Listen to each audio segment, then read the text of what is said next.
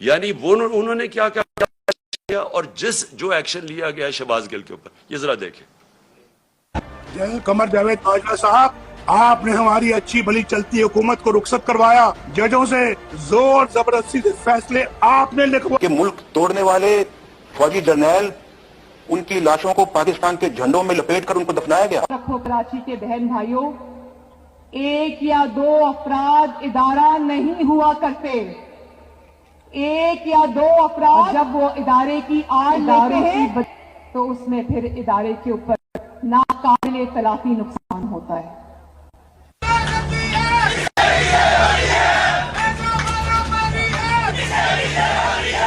तो हमारी किरदार कशी करना छोड़ दो। अगर हमने आपकी शुरू की तो पता नहीं पाकिस्तान बनने से आज तक कितने जनरलों की शुरू हो जाएगी। बेटी भाई दो अक्यूज्ड हैं, उनकी लिस्ट लेके जिस दिन हमने प्रेस कॉन्फ्रेंस की तो आपकी ईम से बढ़ जाएगी। इसराइल के वजीफों पे पलने वाले जर्नलों, रिटायर अपने हुदूद में रहो। काम की हड्डियों से गोश्त तक जो है इन्होंने निचोड़ लिया है और उतार लिया है। अभिनंदन की क्या बात करते हैं। चीफ ऑफ आर्मी स्टाफ तशरीफ लाए, पैर कांप रहे थे, पसीने माथे पे थे। शाह महमूद साहब ने कहा कि खुदा का वास्ता है अब इसको वापस जाने दें, क्योंकि 9 बजे रात को हिंदुस्तान पाकिस्तान पे अटैक कर रहा है। वो कोई हिंदुस्तान ने अटैक नहीं करना था, कुछ नहीं होना था, सिर्फ घुटने टेक के। अब तो मैं चाहता था कि आप खुद लोग शामिल थे जो आज इस इंपोर्टेड हुकूमत के साथ आप नजर आते हैं, और ये क्या कह रहे थे, 2 लोगों को अटैक कर रहे थे, एक इमरान खान को और एक पाकिस्तानी फौज को, और तकलीफ ये थी कि ये साथ चल रहे हैं। अब मैं आपको जरा थोड़ा पीछे ले जाऊं कि जब मुंबई के अटैक हुआ, दहशतगर्दी का अटैक हुआ मुंबई में, तो आसिफ जरदारी ने एक बयान दिया था कि पाकिस्तान का जो ISI है उसको मुंबई भिजवाया जाए। यानी सोचे कि अपना मुल्क का उस वक्त सदर था, कहता था उसको मुंबई भिजवाया जाए। और फिर यही आसिफ जरदारी हुसैन हक्कानी के जरिए अमरीकनों को मैसेज पहुंचाता है कि अमरीकनों को कह रहा है कि पाकिस्तान की फौज से आसिफ जरदारी को बचाएं। और दूसरी तरफ नवाज शरीफ, यही जब मुंबई अटैक्स हुए तो इसने नवाज शरीफ सबसे पहले बोला कि वो जो एक लड़का वो कौन से गांव में था पाकिस्तान में जिधर से अटैक हो। इसने किम बाकर को एक इंटरव्यू दिया था और इसने उस इंटरव्यू में बता दिया कि वो पाकिस्तान से है। यानी पहले ही एक बहुत बड़ा एक पाकिस्तान के खिलाफ एक मुहिम चली हुई थी, और खास तौर पे ISI और पाकिस्तानी फौज को टारगेट किया जा रहा था। तो नवाज शरीफ ने पहले कहा ये। फिर डॉन लीग्स क्या थी? डॉन लीग्स के अंदर नवाज शरीफ इसकी गवर्नमेंट बाकायदा ये कहती है कि जो दहशतगर्दी हिंदुस्तान के खिलाफ हो रही है उसमें पाकिस्तान की ISI मतलब वैसा पाकिस्तान की फौज, और नरेंद्र मोदी बार बार पाकिस्तान के सिपा सलार जो तब थे जनरल रहील, बार बार ये कहते थे कि वो दहशतगर्द है, दहशतगर्दों का सरदार है।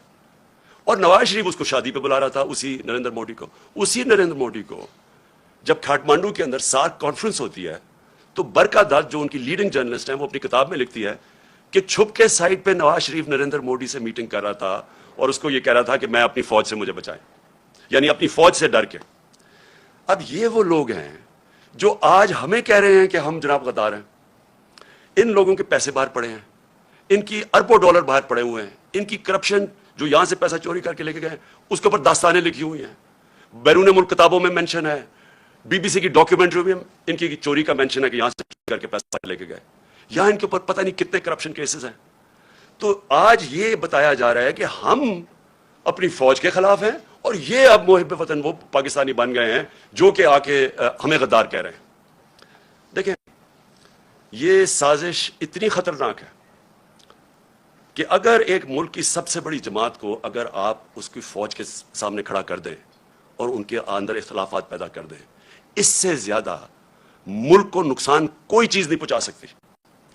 मैं 18 साल का भी नहीं था जब मैं ईस्ट पाकिस्तान मैच खेलने गया, मुझे याद है 1970 मार्च में, और मैं मेरा फर्स्ट कजन थे ब्रिगेडियर शफीक, उनके साथ ठहरा हुआ था।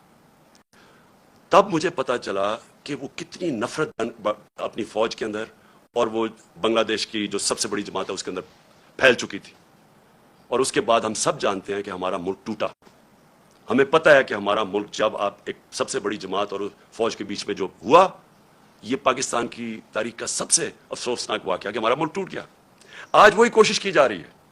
एक पार्टी है पाकिस्तान के अंदर जो पूरी फेडरल लेवल के ऊपर पार्टी है, सारे सूबों के अंदर पार्टी है, सबसे बड़ा वोट बैंक उस पार्टी का है। वो पार्टी ऊपर से लेके गिलगित से लेके कबायली इलाके से लेके कोयटा से लेके कराची, सिंध, पंजाब, सारे मुल्क में आज वो सबसे बड़ी पाकिस्तान की पार्टी है।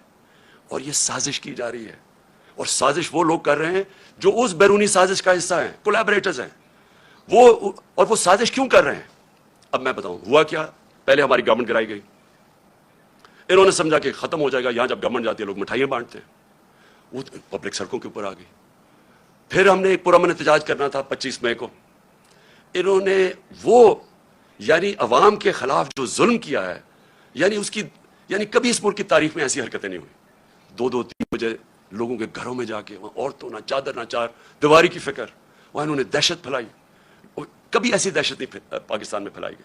जिस तरह की शेलिंग की फैमिली लोगों पे, यानी जो इन्होंने कर सकते थे वो जुल्म किया। और उसके पीछे एक ही सोच थी कि इसको क्रश कर दो पार्टी को। इनके मम्मी डैडी टाइप लोग हैं, ये जब हम पूरा जोर लगाएंगे, इनको डराएंगे, ये सारे घरों में बैठ जाएंगे। उसके बाद आ गया बाय इलेक्शन। इलेक्शन कमीशन के साथ मिली हुई, उसने हर बार इस्तेमाल किया उनको जिताने के लिए नून लीग को। एडमिनिस्ट्रेशन सारी उनके साथ मिली हुई, पूरी इन्होंने कोशिश की वो इलेक्शन, और ये पूरे इनको पूरा एतमाद था कि वो इलेक्शन जीत जाएंगे। इस तरह की पब्लिक निकली कि पाकिस्तान की तारीख में कभी बाय इलेक्शन क्या, जनरल इलेक्शन में इस तरह पब्लिक नहीं निकली। और सारे जो मंसूबे थे इनके फेल हो गए, और ये सारी जमातों ने मिलकर इलेक्शन लड़ा और वाइप आउट हो गई पंजाब से। उसके बाद और खौफ मजीद आ गया इनको। और अब ये जो अब मरहला जिसमें हम अब आ रहे हैं, ये अब वो मरहला है। अब ये क्या कोशिश कर रहे हैं, पहले तो ये जो सारा पूरी कैंपेन की हुई है कि किसी तरह हमारी और फौज के बीच में हमारी लड़ाई शुरू हो जाए। दूसरी चीज कि इन्होंने अब पूरा प्लान बनाया हुआ है कि हमें पार्टी को तोड़ने का। प्लान का सबसे पहली चीज आपके सामने आ गया इलेक्शन कमीशन ने, जो ये फॉरेन फंडिंग केस है। अब फॉरेन फंडिंग केस के अंदर कुछ भी नहीं है। ये सिर्फ ये कहने की कोशिश कर रहे हैं कि बैरून मुल्क पाकिस्तानी जब वो पैसा भेजते हैं तो वो फॉरेन फंडिंग है।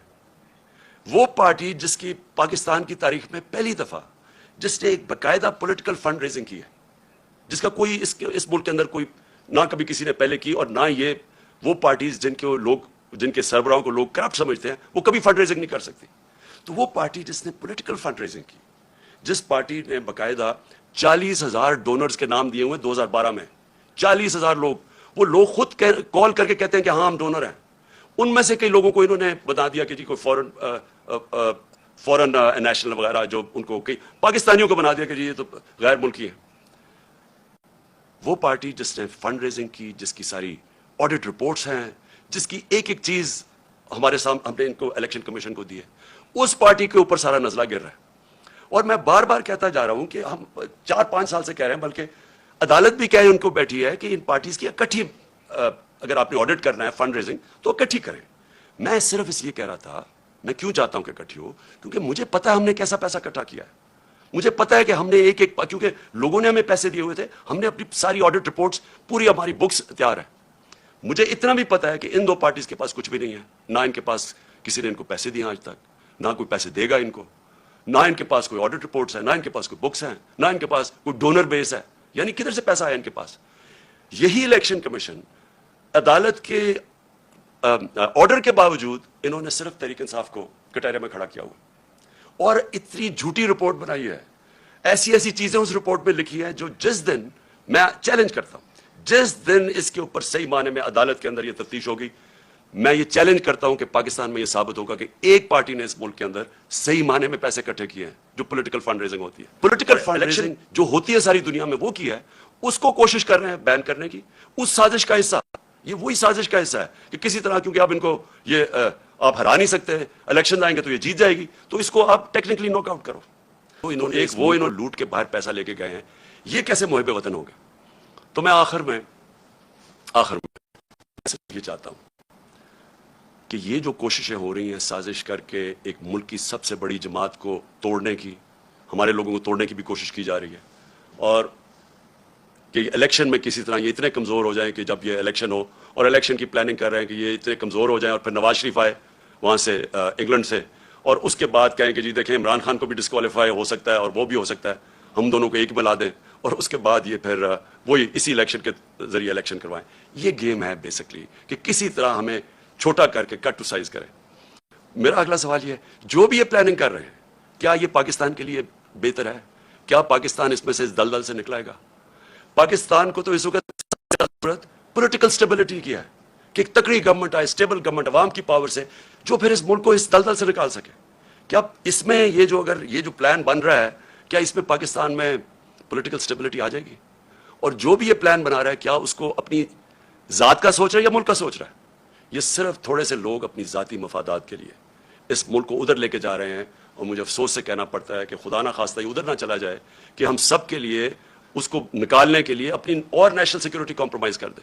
अभी भी मुझे खतरा ये है कि अभी भी हम कोई ऐसे फैसले ना कर लें जिससे हमारी नेशनल सिक्योरिटी कॉम्प्रोमाइज हो। सिर्फ एक रास्ता है आज, अगर हमने इससे निकलना है सिर्फ एक रास्ता है और वो है साफ और शफाफ इलेक्शन। अगर मुल्क को हमने इस मुश्किल से निकालना है, इसके अलावा साफ और शफाफ इलेक्शन के अलावा जो और रास्ता लेंगे मुल्क मजीद और नीचे जाता रहेगा।